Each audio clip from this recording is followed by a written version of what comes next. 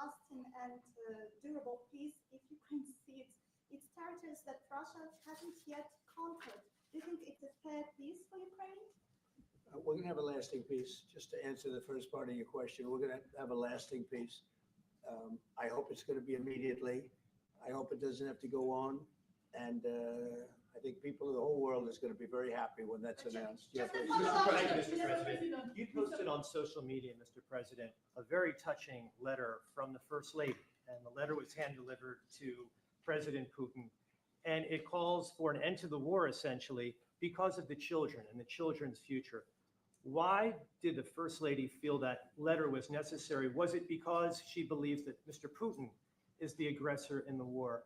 Is a similar letter being hand-delivered to President Zelenskyy? So the First Lady felt very strongly. She's watched the same thing that you watch and that I watch.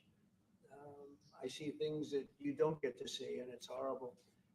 But when she's got a great love of children, she has a wonderful son that she loves, probably more than anybody, including me. I hate to say it, but she loves her son. She loves children, and she hates to see something like this happening. And that goes for other wars too. I mean, she sees the heartbreak, the parents, the funerals that you see on television. Always funerals. We want to see something other than funerals. No, she felt it was a beautiful letter. It was very well received by him, and she did ask me to say, you know, she would love to see this end.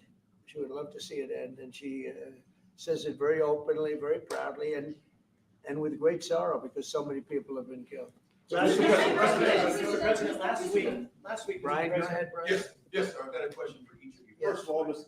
President Zelenskyy, you look fabulous in that suit. I said the same thing. Yeah, you look good. I said the same thing. Yeah, looks Isn't that good. nice? That's the one that attacked you last time. See, now I remember. Yeah, I apologize to you. You look wonderful.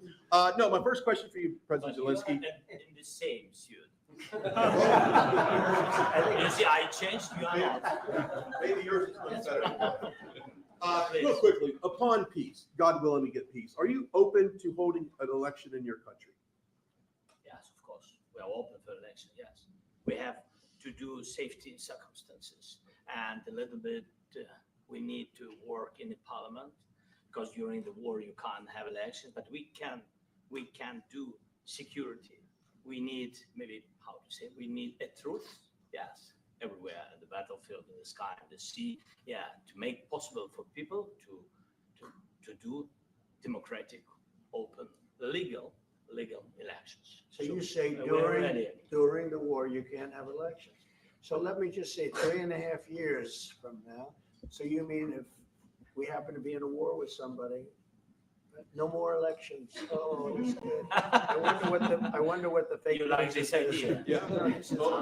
Speaking of news, I got a question for you. This sounds insane for me even to ask this. Do you think the American media really doesn't even want a peace deal because they've seen they've been so critical of you every step of the way as you lead the charge for peace? It's an amazing phenomenon. I said that if in the settlement you got Moscow, St. Petersburg, and thousands of miles around them, they would say, I made a bad deal. The level of hatred and animosity is incredible. Not with all. I mean, we have great people up here. We also have terrible people up there that I think are told what to say. But, you know, in solving all of these wars, they don't even write about it. You know, I saw major wars. I saw wars that have been going on for 31, 35, and 37, and a couple of quicker ones. One that was going to go into a full-blown deal very quickly. You know what the one I'm talking about? It was a big one. But they don't even write about that.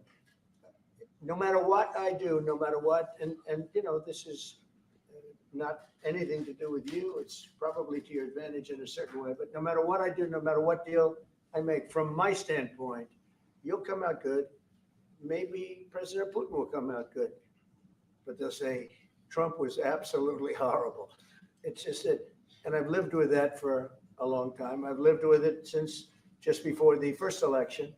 I used to get great publicity. Now I get the worst publicity anyone's ever gotten in office, but I won in a landslide, so that people understand. They're the only ones that count ultimately. But I've also had great reporters. I've had journalists that are very good. But it's very sad when you do the right thing. As an example, they said, because of the fact that Vladimir Putin came to American soil, this was a tremendous defeat for Donald Trump. No, it was really wonderful that he did it. It was a hard thing for him to do, to be honest with you. It was the opposite of what they said, but they said it. Now, if he didn't come, they'd say that was also bad for Trump. Yeah, there's no way.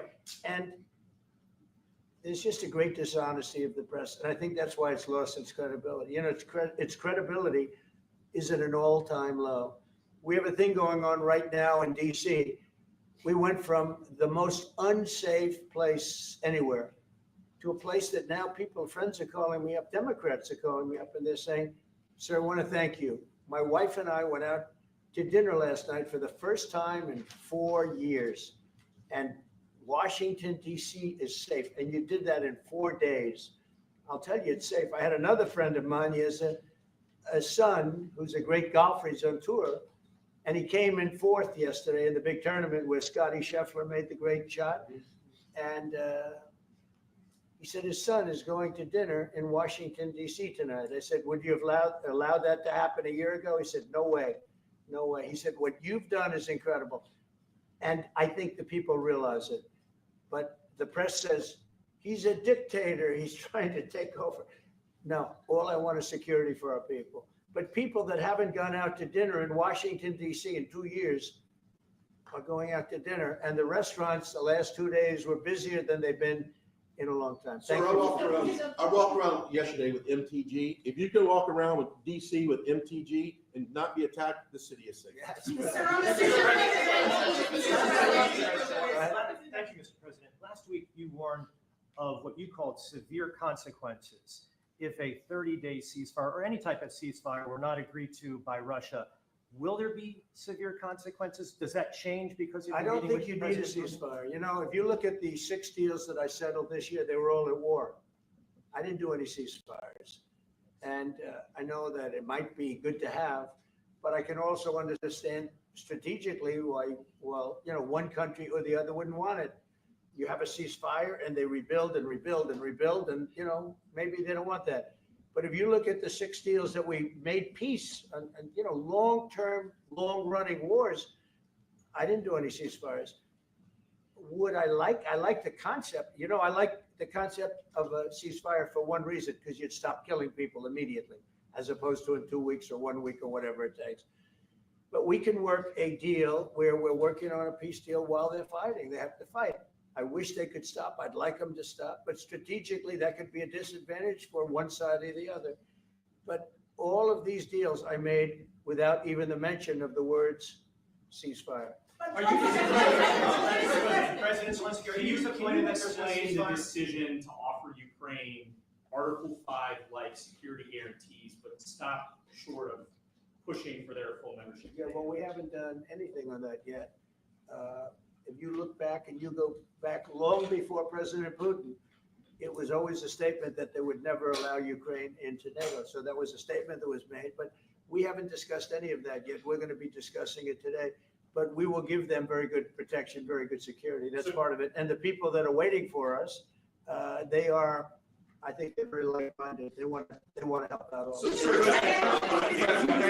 you, President. Thank you, President Trump. Are you disappointed there's no ceasefire, Mr. President? The United States has already given hundreds of billions of dollars to this war effort in Ukraine. Right. At best, it is a stalemate and the killing continues. So President Trump, how much more is the United States willing to give Ukraine? And President Zelenskyy, how much more do you want? Well, I'll start off just by saying we're not giving anything now. We're selling weapons. This is something before, I guess the number is well over $300 billion. That was under Joe Biden, a corrupt politician, not a smart man, never was. By the way, go back 40 years, he was not a smart man 40 years ago either, but now he's in particular bad. This was done by a corrupt administration that shouldn't have been in, and frankly, if the right results of the election were given, if I were president, this war would have never taken place, and he would have been very happy because he would have liked to have seen. I mean, they went through hell. He went through hell. This war would have never happened, and the people that were killed, the couple of million people, a lot of people with soldiers and everything else. And the people that have been displaced and forced into other areas and other countries because of what's happened, none of that would have happened.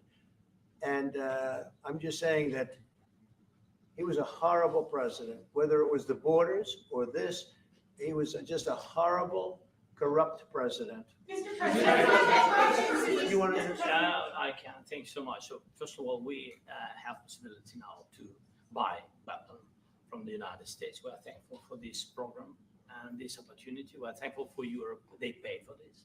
And through NATO program, for example, Pearl and etc., we have some programs where we can have some money to finance this. And this is a part, I think, it's not a part for the war and to defend us. It also will be a part for security guarantees, to strengthen our army, to rearm Ukrainian army. This is very, very important. And it depends how much money we need to rearm. For example, the question of air defense, we spoke about it with President Trump, and I'm happy that we have now bilateral decisions and we work on it with production, American production. Nobody in Europe has so many air defense like Patriots, for example. We need it very much, and this is also about defending. I think the good news, we make the best military equipment in the world by far. You mentioned the Patriots. How good is that? Systems. We have systems, they're literally 100% foolproof. And it's really like shooting two bullets hitting each other in the air in a space like this. The chance 100%, it's 99 to 100%. So we sell the equipment to NATO. And NATO does what, I don't know what the arrangement is that you have with, but I know that they want you to have the equipment. And we're getting the best equipment in the world, but they pay us for the equipment. Under Biden, it was just crazy what was going on. I believe the number is over 300. I think it could be $350 billion worth of equipment and money and everything else. And we've made more progress in settling this war in the last 2 months than they made in 4 years. They should have been settled a long time ago, but it should have never happened. Yeah, please. Real quickly, you pushed out on social media. All right, Brian, go first. You pushed out on social media about doing away with mail-in ballots and potentially electronic voting machines. Can you expand on that and how important? Well, that's a very off topic, just really quickly. Mail-in ballots are corrupt.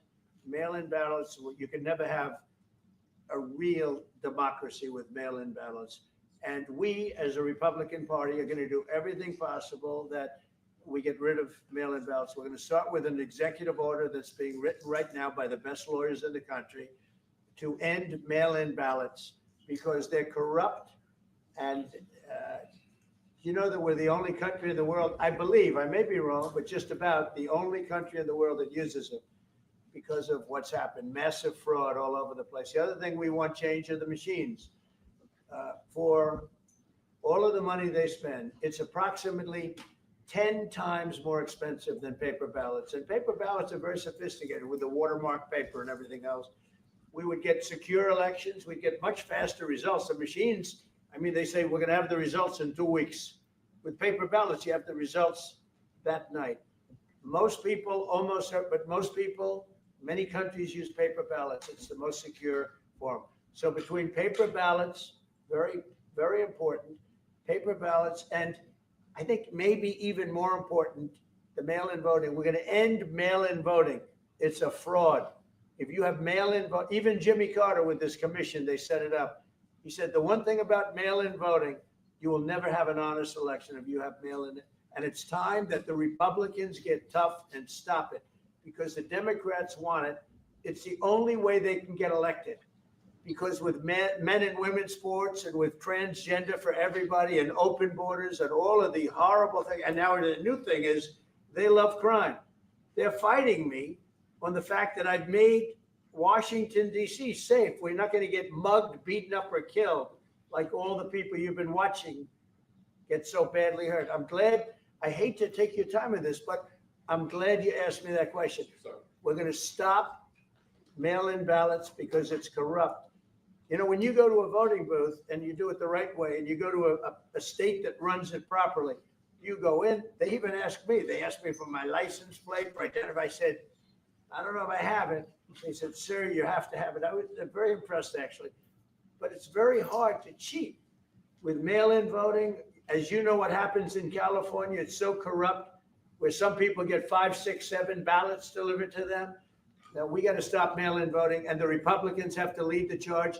The Democrats want it because they have horrible policy. If you have mail-in voting, you're not going to have many Democrats get elected. That's bigger than anything having to do with redistricting, believe me. And the Republicans have to get smart. We're not going to have a country. I said for a long time at rallies, you need borders and you need free and fair elections. Those two things. Otherwise, you don't have. We have strong borders now. In 90 days, Mr. President, we didn't have 1, 0, 0, and 3 months. Not one person came in illegally into our country. In fact, even I find that hard to believe, but it's run by a little bit of a liberal group that put out the numbers. So I guess it's, but 0, 0, and 0. You go back a year ago, 2 years ago, 3 millions of people poured into our country. It was terrible. Thank you very much. What security guarantees do you need from President Trump to be able to make a deal? Is it American troops, intelligence, equipment? What is it? Everything. And really, it includes 2 parts. First, strong Ukrainian army. That's what I began to discuss with your colleagues.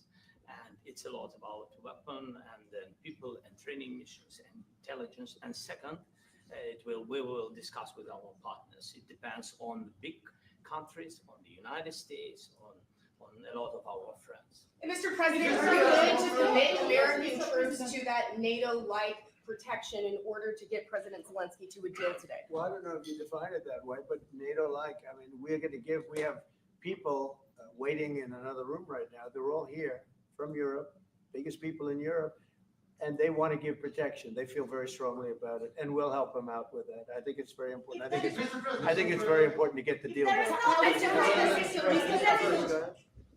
You've been involved with the peacekeeping in Ukraine since your first day in the administration. What would you say to the Ukrainian people right now who are suffering under the Russian attacks and hoping that the American people will stand with them? Well, I know Ukrainian people. I've known many over the years. They're great people. They're smart. They're energetic. They love their country. I mean, they love their country, and we want to get this war ended. That's all I can do.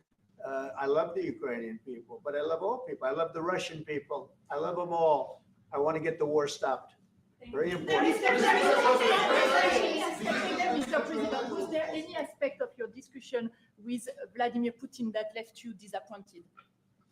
Look, we just spoke to, I was just telling the president, I just spoke to President Putin indirectly, and we're going to have a phone call right after these meetings today.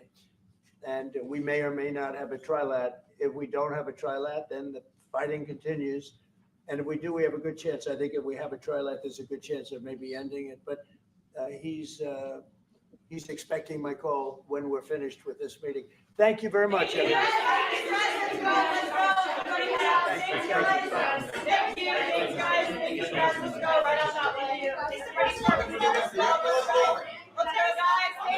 Thank you, press. Let's go. Let's go. Move. Come on, guys. Let's go. Thank you, guys. Thank you, press. Thank you.